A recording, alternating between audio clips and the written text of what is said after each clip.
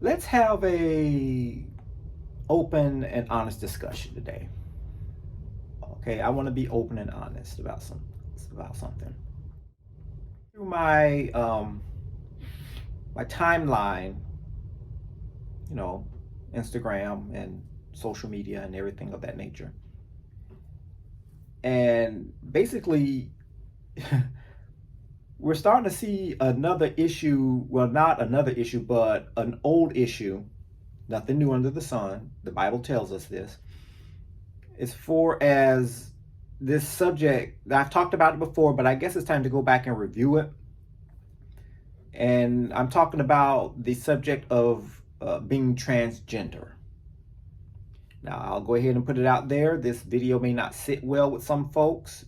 It may even upset some people. I really don't care because I'm all about the truth, or, it's the truth from what I know based on my knowledge and reasoning and common sense, logic, if you will. And of course, the Bible. There's a strong voice now that's actually being sent out in society. Basically, I've watched so many videos, I've seen so many interviews, I've seen a whole lot just of a bunch of foolishness coming out of the mouths of people who claim that they're one thing even though they've been naturally biologically born another way. Now, I'm not here to challenge whoever's listening to this video. I'm not here to challenge your beliefs. I'm not going to do that. I'm just going to state my point and I'm going to move on and have a nice day. I hope that you will as well. But from my knowledge, based on me being a living, breathing human being, there's only two genders, male and female. There's nothing else in between. I don't know how in the world people in this day and time can get that confused. Well, actually, you know what? Yes, I do. It comes from a concept of what I call creative thinking. And basically, when you're actually just being a dimwit, making things up, imagining things, it causes confusion. And there's only one entity that I know that is the author of confusion, and that's Satan himself. He's the author of confusion, and he's the accuser of men. Satan means accuser. Study, you'll find out. And anything that actually causes confusion, misraft, or riffraff, or this, that, and the other, is not good. It causes problems. It causes misinformation. It causes false information to go out to make it appear that it's real. And unless you know your stuff, you'll fall for the hype.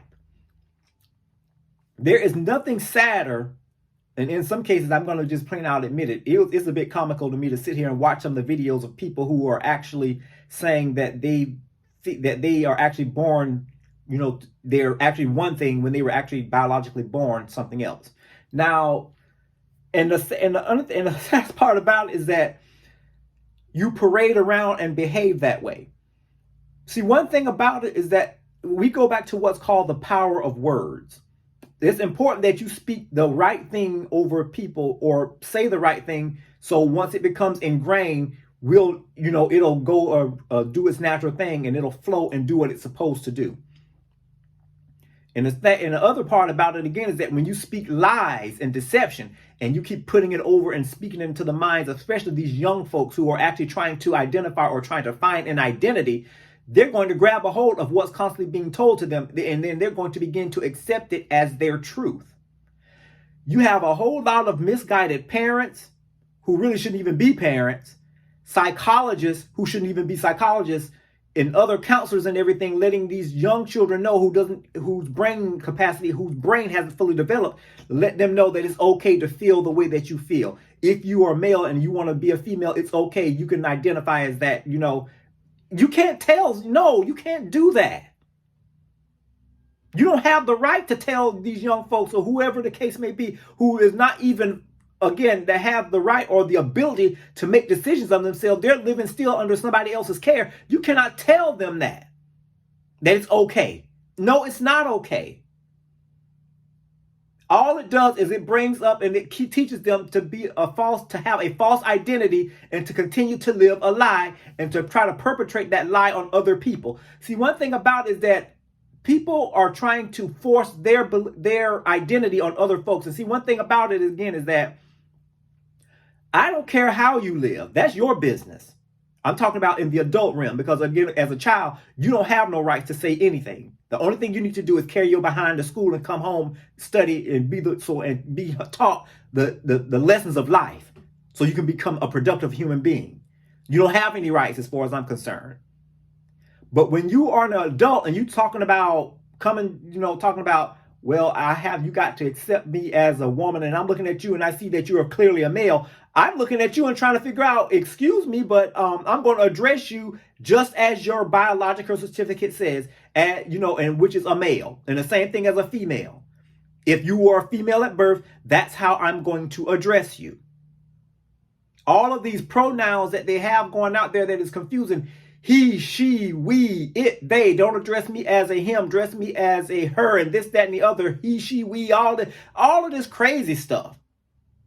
It's confusing. And it's a confusing lifestyle. You want people to identify and be genuine with you, real, if you will, but yet still you can't even be real with yourself. So make that make sense to me? Because I'm a bit confused. Make that make sense to me. You want somebody to be real with you, but yet still you're living a lie, a deception that's been perpetrated or been told to you just so you can make you, I guess, feel better, so you can belong to someone. See, one thing about it is that anytime you're breaking all of this down to a simpler elements, it's all about being accepted. And the thing about it is that people will lie, cheat, steal, and do everything they can just to be accepted, even if it includes accepting a false identity. And the thing about it again is that when you are operating in something that you don't, that's not yours or your true identity, you're losing out on the authenticity of yourself, of just being your natural self. If you got to parade around and be a man, even though you were born a woman, and you're saying that you're a man or whatever, just to get accepted, you got some issues. And the thing about it again is that, when you come with the real, society is not ready for that. They will actually love you for lying to them, but again, they will hate you for telling the truth. I'm over that. I really don't care whether you hate me or whatever, but I'm going to still speak what needs to be said, because again, enough is enough. And then you're trying to put this type of foolishness into a curriculum in a classroom and spread these lies and making it a part of a classroom subject when it has no place in there at all. If you want to learn and build out that stuff, you take that trash to your house and and deal with that in your home. You don't make that as a part of a curriculum of a classroom, as a part that doesn't. No, we have to put things in its proper place. And the study of being a transgender and stuff like that, is how to teach somebody how to act like a woman and talk like a woman and move like a woman, even though you can still clearly see that it's a man. That and the vice versa, a woman that wants to be a man, teaching them all the attributes of how to act. No, that's an abomination. Do you understand me? People need to go back to the simple elements. The thing about it is that God loves us. He does not love the things that we do, but he does love us. He doesn't like the sin that we're in, but he loves us as individuals. And the thing about it again is that you cannot sit up there and tell me that God is pleased. And I've even heard people say that, God loves you, but the issue is, and I even had somebody ever sit up there saying that they're transgender, but they go to church, this, that, and the other. I'm like, oh my God, you putting two things like oil and water, they just don't mix. I don't know who told them. See, and that's the thing, the power of suggestion. When you don't study that word and you just be wangling, dangling all over the place, no pun intended, you're going to believe anything that comes your way that seems like it's the truth. You're saying you're transgender and you're going to church and reading the word of God. Okay, well, in there, if you are going to church and talking and under the fellowship of a preacher that's worth his calling, they're going to tell you that what you're doing is not right and to come out of it and to do it soon.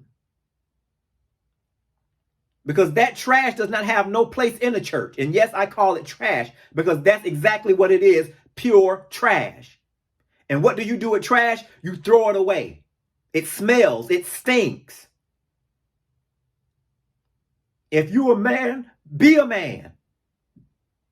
You cannot sit up there and say that you serve a God that don't make mistakes, but yet still you feel that he made one when he made you because you think that you were supposed to have another identity. Make that make sense to me. You're contradicting yourself. Why? Because now you don't even know what to believe, because it sounds like you're living off of somebody else's philosophy. You've been listening to too many people who's been feeding you lies, and the thing about it again is that now you've accepted it in your spirit. So now you figure that what they're saying is true. You know what? They might be right. I've been having these feelings and this, that, and the other. Look at here.